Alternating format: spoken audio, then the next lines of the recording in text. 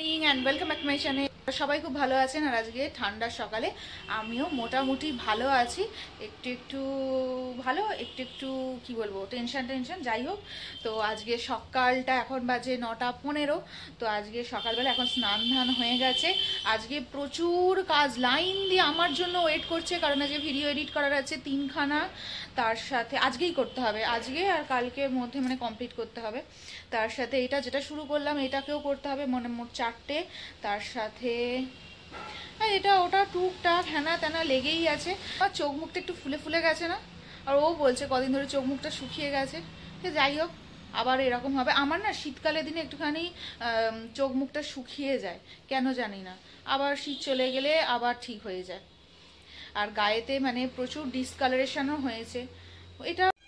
আর আজকে সকালবেলা ব্রেকফাস্টে যেটা আমার থাকবে সেটা হচ্ছে, এখানে কালকে আমি খেতে চেয়েছিলাম বলে কেক করা হয়েছে। 25 ডিসেম্বর এটা হয়, তার আগেই হয়ে গেছে। তো এই কেকটা আমি এখন খাবো। মানে 3টে কেক করা হয়েছে। কালকে রাত্রিবেলা ও অফিস থেকে এসে মোটামুটি বেশ অনেকটাই খেয়েছে। আমি আবার পিস পিস করে রেখে দিয়েছি লোকজনের খেতে সুবিধা হবে বলে। লোকজন বলতে আমারই। কালকে খাইনি, কালকে মঙ্গলবার ছিল বলে। দাঁড়ান, আজকে সকালবেলার ব্রেকফাস্টে আমার মায়ের হাতে তৈরি কেক, 2টো কলা, ডিম সেদ্ধ। অনেকদিন থেকে কেক খেতে ইচ্ছা করছিল, তো যাই হোক খেয়েই নিলাম।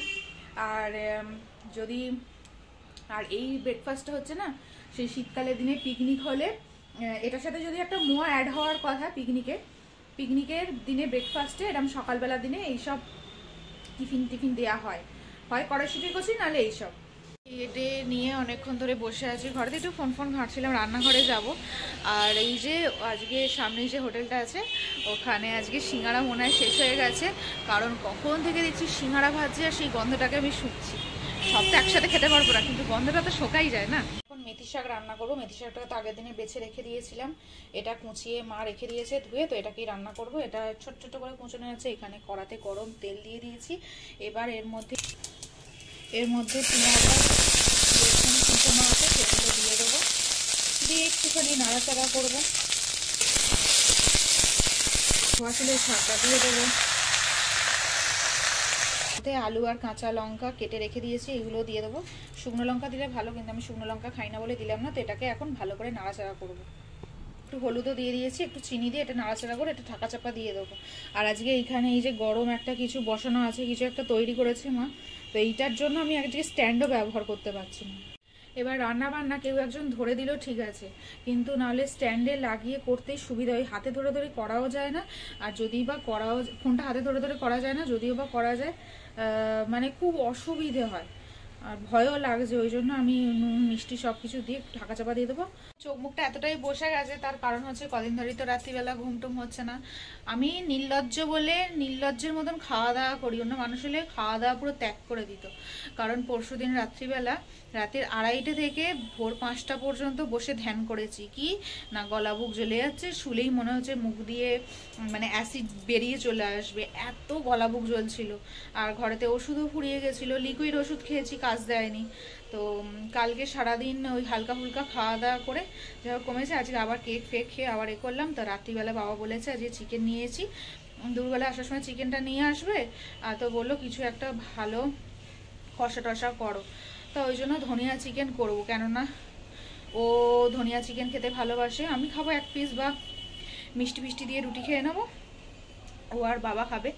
আর ধনিয়া চিকেনের জন্য এখন মশলা টশলা মাখিয়ে মানে মাংসটা তো আসেনি, যে মশলাটা লাগে সেই মশলাটা পেস্ট করে এখন আমি রান্নাঘরে রেখে দেবো একটা বাটির মধ্যে। মা দুপুরবেলায় এখন মাংসটা আসবে, ওটা মা মাংসটা ধুয়ে ওই বাটির মশলার মধ্যে ঢেলে ওটা মাখিয়ে নেবে।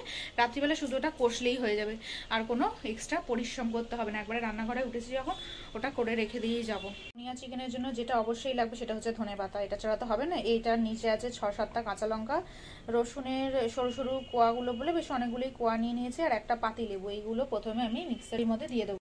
বাটিটার মধ্যে যে মশলাগুলো দেবো সেটা হচ্ছে হলুদ গুঁড়ো, এটা ধনে গুঁড়ো, এটা হচ্ছে গরম মশলা পাউডার, এটা চিনি, এটা নুন, আর এটা হচ্ছে এভারেস্টের তন্দুরি চিকেন মশলা।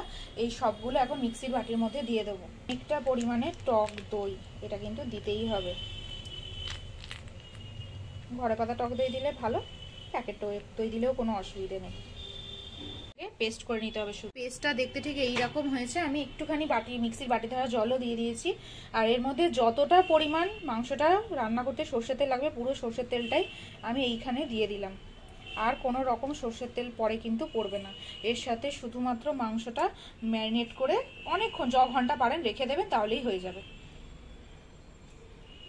তো এরকম করে সর্ষের তেলটা ঢেলে রেখে দিয়েছি। আমি আর হাতে দেবো না, কিচ্ছু করবো না। মাংসটা ধুয়ে এর ওপরে ঘন্টা এখন থাক রাখা। ট্রাইপড ছাড়া কাজ করতে যে কি অসুবিধে, যে কি বলবো। থাক। যে কোনো মাংস রান্নার ক্ষেত্রেই একটুখানি ম্যারিনেশনটা যদি ভালো হয়, অনেকক্ষণ যদি ম্যারিনেশন করে রাখা যায়, তাহলে কিন্তু বেশ বেশ ভালো হয় মাংসটা। আর এখানে দেখতে পাচ্ছেন ঝুল পড়ে আছে। সেদিনকে এমন ঝুল ঝাড়তে এসেছিলো, অর্ধেক ঝুল না ছেড়েই চলে গেছে, আমার ঘরটা পরিষ্কার করে দিয়েই চলে গেছে।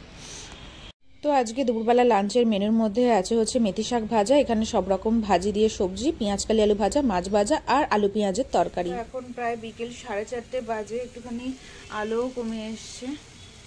আর এই যে এটা ম্যারিনেট করা আছে, কড়া বসিয়ে দিয়েছি, কড়ার মধ্যে জাস্ট ঢেলে দেবো।